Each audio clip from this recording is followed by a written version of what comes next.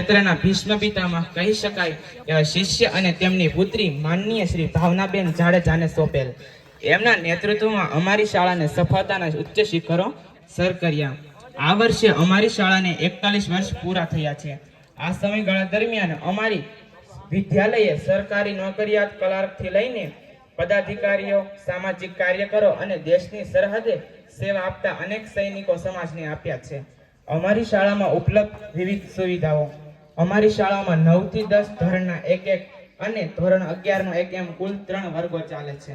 અમારી શાળામાં computer lab, પ્રયોગશાળા, બગીચો, રમતગમતનું વિશાળ મેદાન છે અને એગ્રીકલ્ચર અને બ્યુટી વેલનેસ સેવા કોર્સની સુવિધાઓ પણ ઉપલબ્ધ છે. ક્લાસમાં સ્માર્ટ બોર્ડની સુવિધા અને પ્રોજેક્ટરની સુવિધા પણ ઉપલબ્ધ છે. અમારી શાળામાં કેમ્પસનું વાતાવરણ પ્રકૃતિમય છે. વિદ્યાર્થીઓ માટે હોસ્ટેલ સુવિધાઓ ઉપલબ્ધ છે. શાળા દ્વારા કરવામાં આવતી પ્રવૃત્તિઓ. અમારી શાળામાં બાળકોના શિક્ષણની સાથે સાથે એમના સંસ્કારોનું ઘડતર થાય, એમના રહેલ આવડતો નિખરે તે માટે વિવિધ પ્રકારની પ્રવૃત્તિઓમાં કરવામાં આવે છે.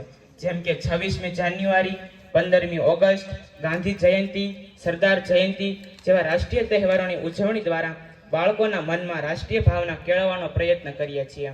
રક્ષાબંધન, ગુરુ પૂર્ણિમા અને શિક્ષક દિન જેવા સામાજિક તહેવારોની ઉજવણી દ્વારા બાળકોમાં લાગણી, વિવેક અને આદર જેવા ગુણો ખીલવવાનો પ્રયત્ન કરીએ છીએ.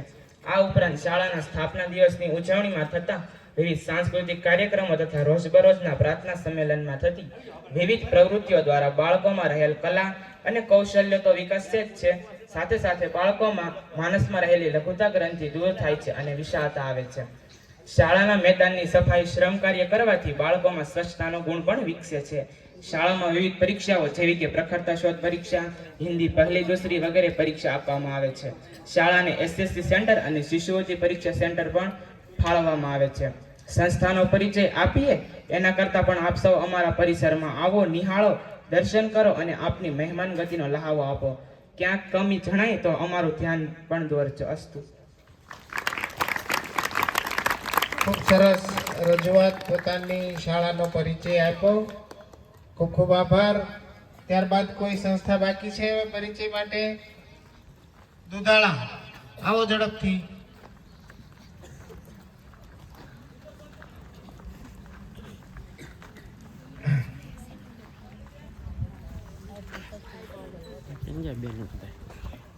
મંચ ઉપર બેઠેલા સર્વ